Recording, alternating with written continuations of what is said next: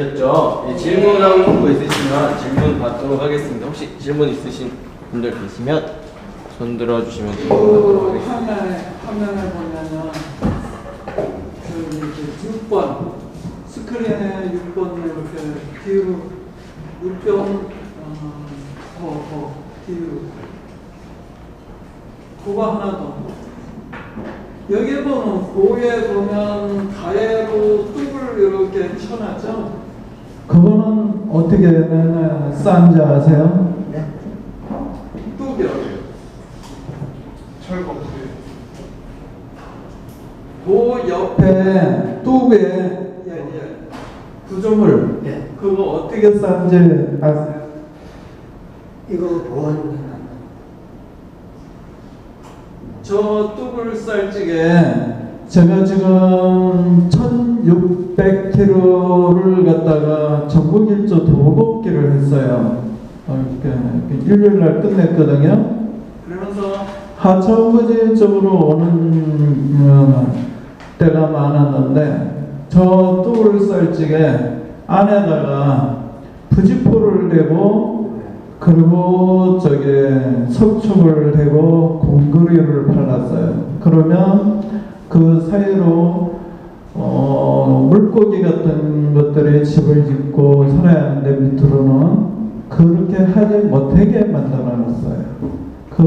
저거 자체도 환경 유해성 뚝이 되는 겁니다. 그거를 이제 환경운동연합이나 어디에서나 지목하지는 않더라고요. 근데 그걸 보면서 참 안타까웠어요. 예전에 제가 올해 한갑입니다. 저 뚝에는 석축이 쌓이더라도 그 틈새가 있어서 밑에는 물고기가 집을 짓고 알을 놓을 수가 있게 해놨어요. 근데 그게 없어요. 틈새가 없다 보니까 고기들이 그 사이로 알을 할 수가 없고 그러다 보니까 고기들이 살 곳이 없어지는 거죠. 그 자체도 공해성이 굉장히 심합니다. 전국적으로 지루 하천까지 전부 그렇게 하고 있습니다. 그 실태가 너무 심합니다. 그걸 보고 도보걷기를 하면서 참 안타깝고 답답했습니다. 그거를 좀 환경운동연합이나 환경단체에서 조사를 해서 그것도 짚고 넘어가야 하는 상황입니다. 이상입니다. 좋으신 말씀입니다. 지금 현재 국토부가 고양이강 사업 그리고 생태하천 조성 사업을 하면서 연간 한 2조 원 조금 넘게 예산을 투입하고 있습니다. 이명박이가 사대강 사업 하고 나면은 더 이상 돈 안 들어간다 했잖아요. 2조 원 이상 계속 들어가고 있습니다. 환경부에서는 생태하천 보건 사업 해가지고 한 6천억 정도. 그리고 옛날에 소방방재청, 지금 국민안전처가 됐는데 소방방재청에 1년 예산이 한 8천억 되는데 그 중에서 하천 사업이, 소하천 사업이 이가 한 4, 5천억 정도 돼요. 그러니까 옛날 소방방재청의 예산의 70%가 하천 사업이 됐어요. 그래서 이 세 개 부처의 농림부 빼고의 그 예산을 다 합치면은 한 2.5조에서 3조 원 정도를 매년 그 사업을 한 3조 원 되겠네요. 그 사업, 하천 사업 하고 있습니다. 지금.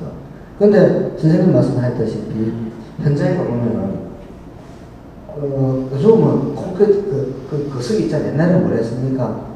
그 생태형 블록인가? 콘크리트 제품을 하면서 뭐 생태형 블록입니까? 이래서 하면서 여기에 풀부터 좀 심고 이런 거 있잖아요.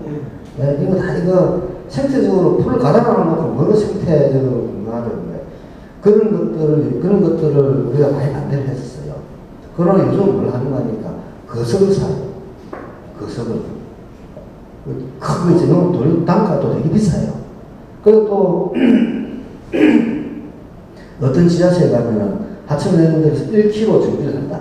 이런 제방을 예를 써야 되는 게 있다. 그러면은 공급이 5개가 놓입니다. 200m씩. 힘센터는 300m. 군수가 한 300m.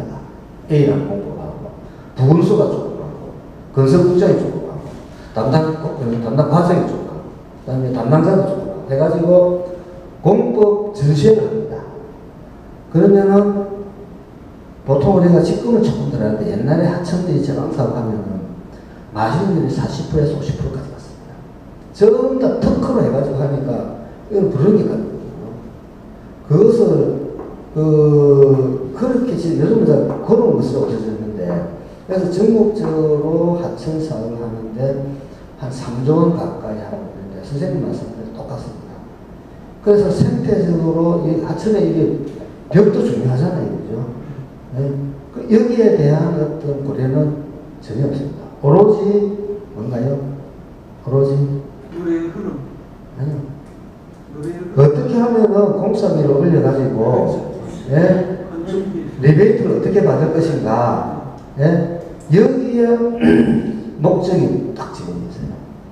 그래서 이번에 제가 모국회의를 하고 이틀 동안 한 4-5군데 하천, 조금 전에 말씀드린 그런 식으로 잘못하고 있는 현장을 조사를 해가지고 개선을 좀 하려고 하고 있는데, 이 국토부나 환경부나 이 공무원 조직의 어떤 기본적으로는 자기 부정을 할 수가 없어요. 저 사업을 안 하는 순간 예산이 줄어들고 어찌 될까요? 과 자체, 공무원 조직 자체가 없을 수 있기 때문에 할 수밖에 없는 거예요, 이게. 그러니까 상당히, 그래도 공무원 조직은 자기 발전을 봐야 하잖아요. 한 명이 되는데 2명 만들고, 또 만들어서 3명 만들고, 그러면서 계속 조직을 키우는데, 수원공사가 현재 한 5천 명 정도 지금. 저 깜짝 놀랐어요. 도대체 뭔 친구들이 그런 많이 필요한가? 그 대부분이 보면은 그냥 하나만 노는 친구들이에요. 제가 보기에는. 그만큼 어떤 조직이 그렇게 하고 있다. 그래서 제가 주장하는 것 중에 하나가, 지금 우리나라 특히 국토공무원 중에서는 도로와 하천 사업에 대해서는 정책 기능과 뭡니까? 사업 시행 기능을 같이 가지고 있어요. 그러니까 예를 들어 부산지방국토관리청을 하면은 도로국장이 있고 하천국장이 있어요. 그러니까 중앙부처에서 뭡니까? 사업을 만들어주면은 지방청에서 다 공무원들이거든요. 서로 보직이 왔다 갔다 합니다. 그러니까 한쪽에서는 사업을 만들어주고 한쪽에서는 자기네들이 쉽게 해서 다 헤쳐먹는 거죠. 그래서 중앙부처의 과장이 지방으로 한번 수시 나가잖아요. 로마 시대 황제에 버금하는 대접을 받습니다. 이게 우리나라 현실이. 그래서 제가 토론회에서 이런 얘기를 하면은 공무원들 되게 싫어해요. 그러니까 그것을 깨지 않는 이상은, 다시 해서 공무원들은 정책을 해라. 그리고 공사 직접 하는 거는 너 손 떼라. 이런 것을 해야 되는데 아직은 그런 단계가 아닌 것 같습니다. 불행히도. 그래서 언젠가는 바꿔나가야 되는데 상당히 어렵죠. 그래서 저희는 나름대로 그림을 좀 그리고 있는데 좋을지 안 좋을지 모르겠습니다. 답변이 되는지 안 되는지 모르지만 저도 선생님 말씀에 100% 공감하고 있습니다. 그것만 그런 게 아니고요. 쌓았잖아요. 그 앞에 바닥도 돌을 쫙 세면으로 싹 막은 칠을 해놓은 것 같아요. 한 시간을 하면 우리나라 공무원들 이런 생각에, 예를 들면 여기다 콘크리트를 쫙 이쪽 쫙 하죠. 거기서 쫙 이런 거 쌓아. 바닥을 가지고 콘크리트로 도배한 데도 있어요. 혹시 다른 질문 있으신 분들 있으신가요? 네. 그 뒤로부터 해서 앞으로 넘어갈게요. 네, 제가 강의 들으면서 저는 한강을 중심으로 살아가면서 우리가 너무 한강에 무심했구나 이런 생각이 드는데요. 신곡보는 지금 장기적으로 볼 때 뭐 시간의 문제지 철거는 할 것 같은데 많은 사람들이 원하고 있으니까요. 그리고 또 환경운동연합에서 운동하고 계시고 그거를 철거한 다음에 지금 한강 바닥이 D자로 되어 있는데 그 다음에는 어떤 계획을 갖고 계신지, 그것도 사실은 문제잖아요. 어떤 계획을 갖고 계신지 궁금합니다. 그렇죠. 서울시에 보면 한강시민위원회가 있거든요. 한강사업본부에 있는데 제가 볼 때는 결국은 시민들의 힘도 있어야 되지만은 위임받은 권력을 위임받는 사람이 누구나 더 중요한 것 같아요. 바운스 시장님이 그래도 하려고 해도 진짜 그것을 책임지고 있는 게 국토부고 국토부 장관을 왔다 갔다 하는 게 대통령인데 그러면 그것이 안 되면은 요란하다는 생각이 들고요. 물론 그렇다고 해서 우리가 주저앉을 수는 없지만은 그런 어떤 그림을 제가 한번 그려보고 그래서 우리가 공학적이나 생태학적으로 본다 그러면 그러니까 가장 하천의 생태계에 악영향을 미치는 게 그 봅니다. 하천은 가로지르는 구조입니다. 아까 했다시피 물이 이렇게 흘러가면 옆에 제방들이 있잖아요. 제방들보다도 몇백 배 더 악영향을 미치는 게 보와 같이 하천은 가로지르는 구조거든요. 이건 정해야 되겠죠. 한강 같은 경우는 그 다음에 뭘 해야 되는가 하니까 콘크리트로 아까 그 여기 앞에 보여드렸잖아요. 그건 콘크리트가 쫙 있습니다. 이것을 걷어내야 되는 작업을 해야 되는 거고 근데 그것도 잘 해야 됩니다. 지금 현재 제가 서울시 공무원하고 저 많이 싸우는데 그 중에 하나가 아까 독일 이사를 가면 보셨죠? 독일에서는 제일 처음에 콘크리트 부족이 있었어요. 걷어내고 거석을 샀습니다. 그것을 지금 걷어내고 있거든요. 근데 우리는 콘크리트 구조물을 걷어내면서 어디로 가야 될까요? 후발주자의 장점이 뭡니까? 앞에 나간 애들 보니까 실수하다가 이런 거 보이잖아요. 그 우리는 뛰어넘어야 되는데 그 잘못한 걸 그대로 따라가요. 그대로. 그래서 그런 것들을 시민사회단체에서 감시를 잘해줘야 됩니다. 그래서 제가 그걸 하다가 공무원하고 많이 싸웠는데 결국은 못 이기겠더라고요. 국토부가 들어옵니다. 그래서 실패를 했는데 그와 같이 지금 현재 우리가 본 제도가 튼튼해야 되겠죠. 근데 우리가 이제 고수부지가 있고 다음에 물이 있는데 또 제방이 있잖아요. 저수환이라고 하는데 이 저수환은 움직이게끔 해줘야 됩니다.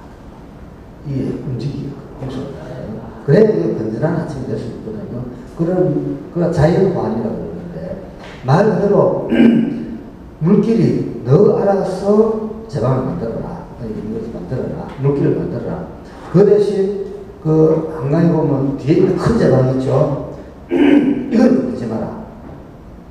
명구하니까 그게 만약에 무너지면 어떻게 될까요? 도시가 수정이 됩니까? 그건 안 되겠죠. 그래서 그 안에 있는 환은 다 걷어내버리고 홍수 때 제가 왔다 갔다 하게끔 해주면 됩니다. 그리고 자전거길이 좀 파괴될 수도 있거든요. 그럼 자전거길을 좀 돌려주면 안 되나요? 얼마나 강한 길들이 많거든요. 근데 공무원들은 그런 것들을 되게 싫어해요. 그래서 그런 부분이 있고 그다음에 아까 여의도에 백사장 복원되는 거 선을 보여드렸죠. 그다음에 밤선 보여드렸죠. 한강에 가보시면은 군데군데 백사장들이 복원되고 있습니다.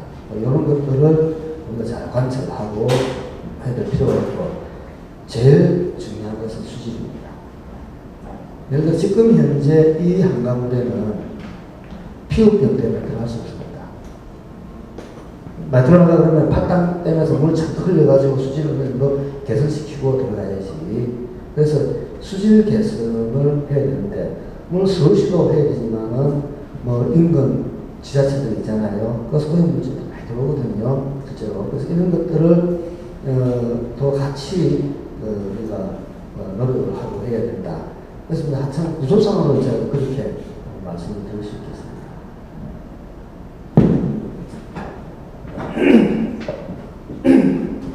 아까 준설토 말씀하셨잖아요.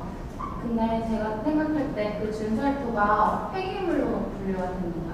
그러면 폐기물이면 매립을 처리를 하잖아요. 근데 해양 매립은 금지가 돼 있고 토양 매립을 하게 되면 뭐 토양 오염이 되잖아요. 근데 지금 우리나라가 이거의 준설토를 어떻게 해결하는지에 대해서 여쭤보죠. 옛날에 다 해양으로 다 하다 그랬죠, 그죠? 요즘은 못하게 되는데 한강에서는 준설토 그 오이들은 김포대교 밑에 보면 일단 적시장이 있습니다. 그게 상당히 좀 쌓아놨어요. 냄새 펄펄 좀 나왔는데 그것을 어떻게 해가지고 그 인천 어딘가 글로 내보내는 걸로 알고 있는데 저는 아는 게 딱 거기까지입니다. 거기에 대해서. 혹시 더 질문 있으신 분 있을까? 네. 저는 아니 마이크 필요 없어 목소리가 커. 저는 여의도 색강에서 요즘에 생태교사를 하고 있는데요. 근데 이제 아이들을 색강에 데리고 가서 이렇게 그 나뭇잎배라도 띄워보려고 하면 잘안 유속이 거의 없다 보니까 이게 비어 있고 이래서 사실은 이렇게 거기에 뭐 흰병 검둥오리 정도밖에 없고 추생식물도 그러니까 그 생태에 대해서 말해줄 게 별로 없어요. 왜냐면 오는 동물도 없고 그 강물도 그 색강물도 너무너무 더러워가지고 거기에 물고기도 안 보이고 그러니까 안이 하나도 보일 수가 없어요.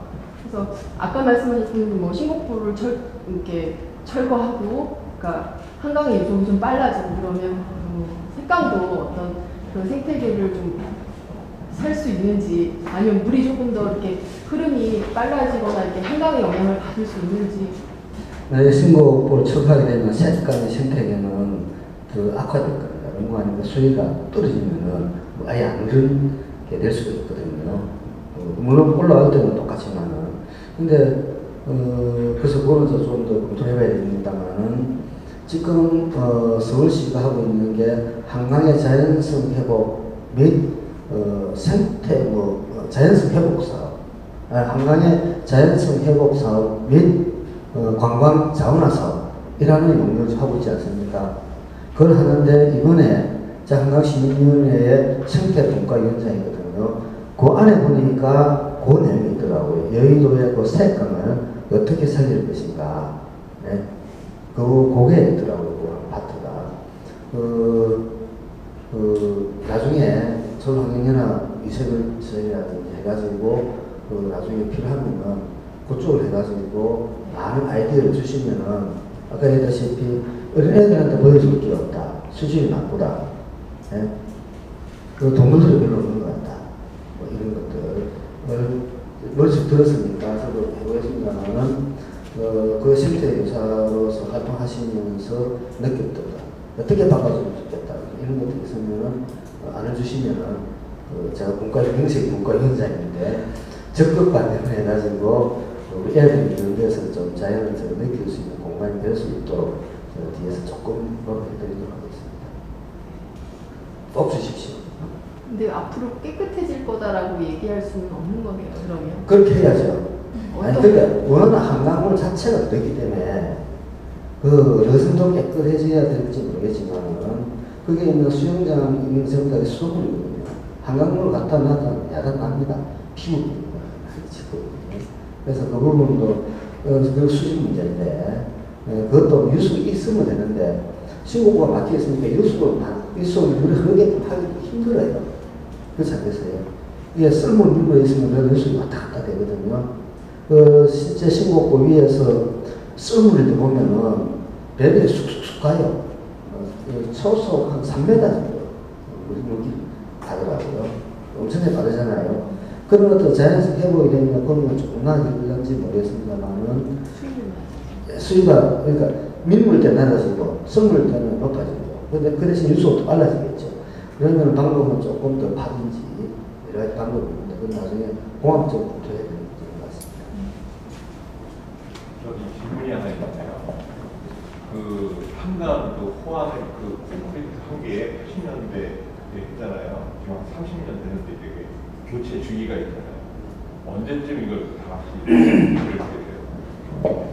서울시가 지속적으로 하고 있습니다. 조금씩 하고 있는데 말 그대로 황당하게 하고 있는 거죠. 아까 말씀드렸다시피 콘크리트로 강성화인데 또 강성화는 해요. 강성화이라는 것은 움직이지 않는다는 거죠. 그래서 그것을 자연환으로 만들 수 있게끔 시민사회단체나 시민들이 계속 압력을 넣어야 될 것 같아요. 그리고 공무원들의 기본적인 생각은 그러니까 그 생각이 한번 굳어지면 안 바뀌죠. 하천에 있는 구조물은 큰 홍수가 나더라도 끄떡 없어야 된다는 게 기본 마인드입니다. 근데 저는 토목공을 하지만은 하천에 있어서 무너지면 안 되는 것과 무너지고 되는 것들, 이런 것들 구분해가지고 하천을 정비를 해줘야 된다는 거죠. 아까 말씀드렸다시피 뒤에 있는 큰 재단은 무너지면 안 되지. 큰일 나잖아요. 그 대신 안에 그 콘크리트를 해놓은 거, 돌로 쌓아놓은 거, 그거 없앤다 해서 뭐 바꿔지는 거 크게 없습니다. 큰 홍수 나더라도 이게 제방이, 그러니까 그 돌고층 타더라도 한 10cm, 20cm 정도 파이 나올 수 있어요. 파이나는 그 자체가 또 자연이거든요.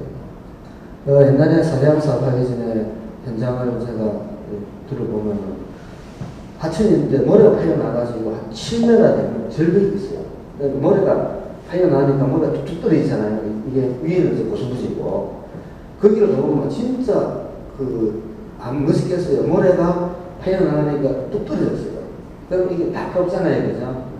그 위는 이제 제방이고 모래지만 제방에는 고수함이죠. 그런 어떤 자연을 왜 우리는 없애야 되느냐, 그런 것들을 우리가 만들자.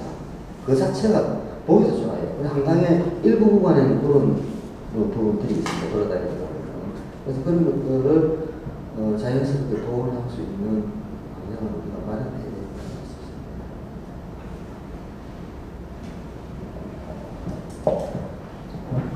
오늘 신곡구랑 자남습지 이런 단어를 처음 알았는데요.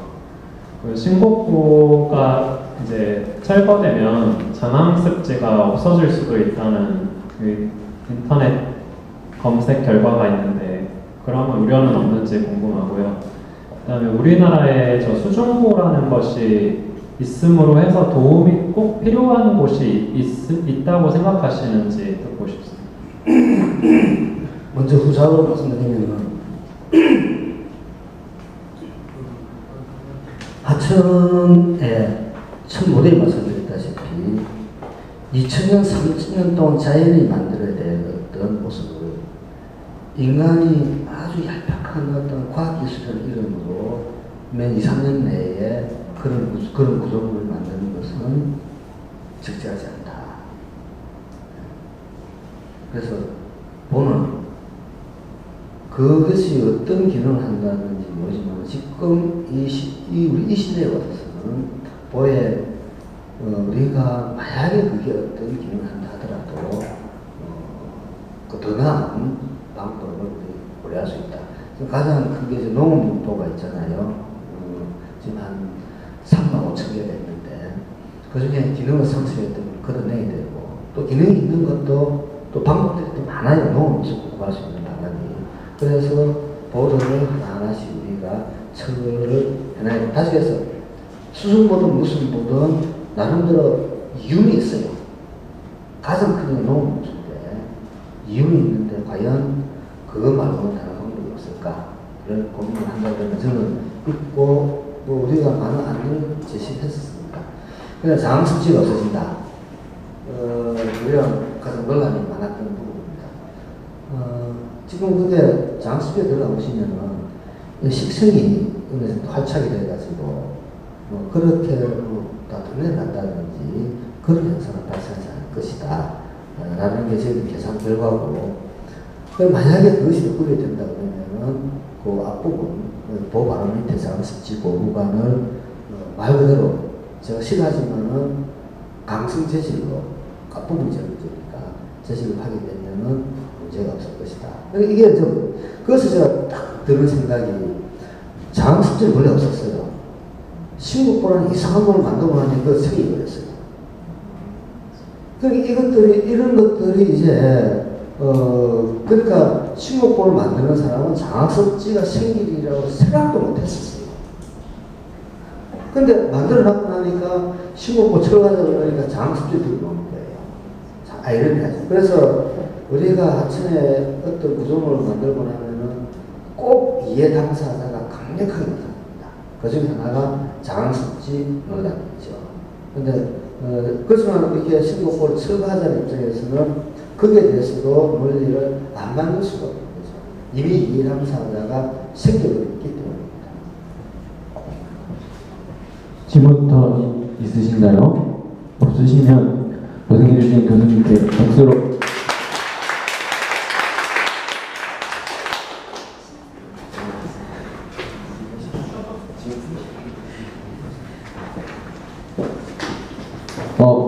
그 전체 일정 한번 다시 메일로 보내드렸는데 메일 제가 주소를 안 가지고 있는 분들은 다시 공지를 해드릴 건데 한번 확인 한 번만 부탁드릴게요. 제 메일로 그 신청해 주셨던 메일로 한 번씩 다 보내드렸거든요.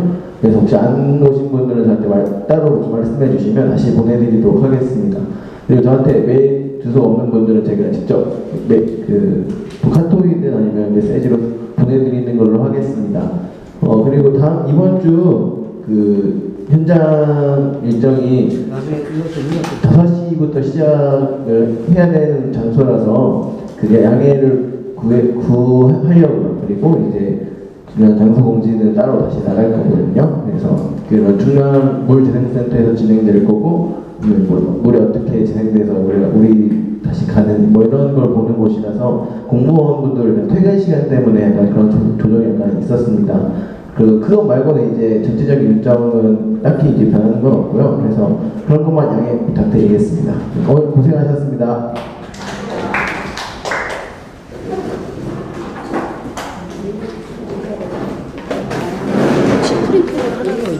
프린트요?